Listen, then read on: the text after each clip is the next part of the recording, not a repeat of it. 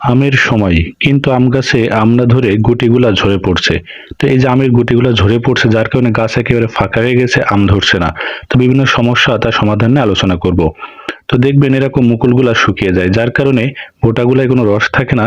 আপনি যখন এরকম হাত দেন দেখবেন এরকম গুটিগুলা হলুদ হয়ে যাচ্ছে, হাত দেওয়ার সাথে সাথে এই হলুদ গুটিগুলা ঝরে পড়ছে। তো আমার হাতের উপরে দেখতে পাচ্ছেন হলুদ গুটিগুলা ঝরে পড়েছে। তো এইভাবে আমের গুটিগুলা নষ্ট হয়ে যায়। এছাড়াও দেখবেন এরকম দলা দলা হয়ে যায় মুকুলগুলা, একে বলা হয় ছত্রাক। অর্থাৎ ছত্রাকের আক্রমণে সাধারণত এই ধরনের সমস্যা হয়ে থাকে। তো ছত্রাকের সমস্যা বা যে কোনো আমের গুটি ঝরা রোধ করবেন কিভাবে, আসুন দুইটা সমাধান দিই, ব্যবহার করুন। সমাধান এক। প্রথম সমাধানের ক্ষেত্রে প্রথমে একটি মগ বা যে কোনো একটি পাত্র নিতে হবে, তারপর নিতে হবে ডিটারজেন্ট পাউডার। তো বাসা বাড়িতে আমরা যে কাপড় পরিষ্কার করার জন্য যে ডিটারজেন্ট পাউডার ইউজ করি, সেই ডিটারজেন্ট পাউডার ব্যবহার করতে হবে। তো ডিটারজেন্ট পাউডার হলো একটা খাদ্যধর্মী পদার্থ। এই খাদ থাকার জন্য যে কোনো ছত্রাক পোকামাকড়ের বিরুদ্ধে খুবই কার্যকরী। তো আপনারা প্রত্যেক লিটার পানির জন্য 3 থেকে 4 চামচ পরিমাণে ডিটারজেন্ট পাউডার ব্যবহার করবেন। তার ভিতরে পানি ব্যবহার করুন এবং একটু শক্ত চামচ বা কাঠির সাহায্যে নাড়াচাড়া করে মিশ্রণটি তৈরি করুন। তো শুধু ডিটারজেন্ট পাউডার দিলে হবে না, এর ভিতরে আরো একটু উপাদান দিতে হবে, সেটাও দেখিয়ে দিই কিভাবে কি করবেন। তো এর ভিতরে মেশাতে হবে তামাক যে পাতা থাকে, অর্থাৎ আমরা যে তামাক দেখি বাজারে, এই তামাকের যে পাতা থাকে রোদে শুকিয়ে গুঁড়া গুঁড়া করে নিতে হবে। অর্থাৎ তামাক পাতার গুঁড়া, অথবা আপনি রাস্তার পাশে দেখবেন পান বা জর্দা বিক্রি হয় মুদি দোকানে, সেগুলা থেকে সংগ্রহ করবেন গুল। এই গুল বা তামাক গাছের পাতার চূর্ণ ব্যবহার করতে হবে। এটা যে কোনো পোকামাকড়কে তাড়াতে সাহায্য করে। মিশ্রণটি ভালো করে তৈরি করে ছাঁকনির সাহায্যে ভালো করে সেঁকে নিতে হবে। সেঁকে নিয়ে গাছে স্প্রে করবেন। তো দেখতে পাচ্ছেন মুকুল আছে কিন্তু আমের গুটি নেই। তো এই যে আমের গুটিগুলো ঝরে পড়লো, এটা বন্ধ হয়ে প্রচুর আম ধরবে গ্যারান্টি সহকারে। আসুন দ্বিতীয় সমাধানটাও দেখে নিই, কারণ একটা সমাধান নয়, দুইটি সমাধান আছে। তো সমাধান দুই। দ্বিতীয় সমাধানের ক্ষেত্রে একইভাবে পুরাতন যে মগটি ছিল মগটি নিয়ে নিন এবং তার ভিতরে ব্যবহার করতে হবে থিওবিট পাউডার। এটা হলো একটা সালফারযুক্ত ছত্রাকনাশক। এটা আপনার যে কোনো কীটনাশকের দোকান থেকে সহজে নিতে পারবেন।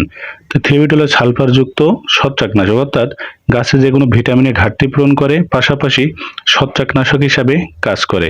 দামে খুবই সস্তা। অর্থাৎ যেমন ছত্রাককে দূর করবে, পাশাপাশি এই যে আমের গুটিগুলো ঝরে পড়ে কি কারণে, অনেক সময় ভিটামিনের সমস্যার জন্য হতে পারে। এই জন্য ভিটামিনের ঘাটতি পূরণের জন্য এই থিওবিট পাউডার ব্যবহার করতে হবে।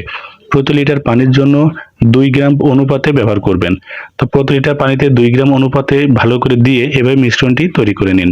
ঠিক পূর্বের নাই, নাড়াচাড়া করে ভালো করে মিশ্রণটি তৈরি করে ছাঁকনির সাহায্যে ভালো করে সেঁকে নিন।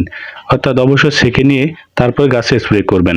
তো একটা কথা বলে রাখি, এটা আপনারা অনলাইন থেকে ক্রয় করতে পারেন, যেমন দারাজ। ভালো করে ছাঁকনির সাহায্যে সেঁকে নিয়ে একটি স্প্রে মেশিনের সাহায্যে গাছে স্প্রে করবেন।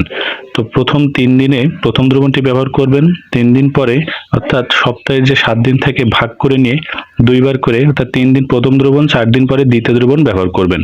আসুন আর একটা পরিচর্যা দেখিয়ে দিই। সেটা হলো খালি গাছে স্প্রে করলে হবে না, গাছের গোড়ায় একটা ট্রিটমেন্ট আছে, ট্রিটমেন্টটা করতে হবে। সেটা হলো প্রথমত গাছের গোড়া এটি নিড়ানি, কোদাল বা যে কোনো একটা পাশনির সাহায্যে ভালো করে মাটিটি টেনে দিন। টেনে ঠিক এভাবে এই যে গুঁড়া গুঁড়া দেখতে পাচ্ছেন, প্রথমত চেষ্টা করবেন 1 থেকে 2 দিন ফেলে রাখার। এতে করে মাটি যে উপরের অংশ অনেকটা শুকিয়ে যাবে, ফলে পোকামাকড় মারা যাবে। তো এরপরে হাতের সাহায্যে মাটিগুলো সরিয়ে ঠিক গোল করে একটা রিং শেপের আকৃতিতে দিয়ে, অর্থাৎ গোল করে এটা উঁচু আল তৈরি করবেন, যাতে করে ভেতরে কিছু দিলে এটি পানি ভেতরের দিকে বেঁধে থাকে। তো উপর থেকে দেখতে পাচ্ছেন। তো এরপরে পর্যাপ্ত পরিমাণে গাছে পানি ঢালবেন, যাতে করে এই দেখতে পাচ্ছেন উঁচু আলের কারণে পানি কিন্তু বের হবে না, গোড়ার দিকে ভিজে থাকবে। তো এর পর্যাপ্ত পরিমাণে গাছে পানি দিবেন। পানি দেওয়া হয়ে গেলে কোনো খড় থাকবে, শুকনো যে জিনিসপত্র থাকে বাসা বাড়িতে, খড় বা কাপড়ের টুকরা, সেগুলো দিয়ে গোড়াটি ভালো করে ঢেকে দিবেন, যাতে করে গাছের গোড়ায় সবসময় পানি থাকে।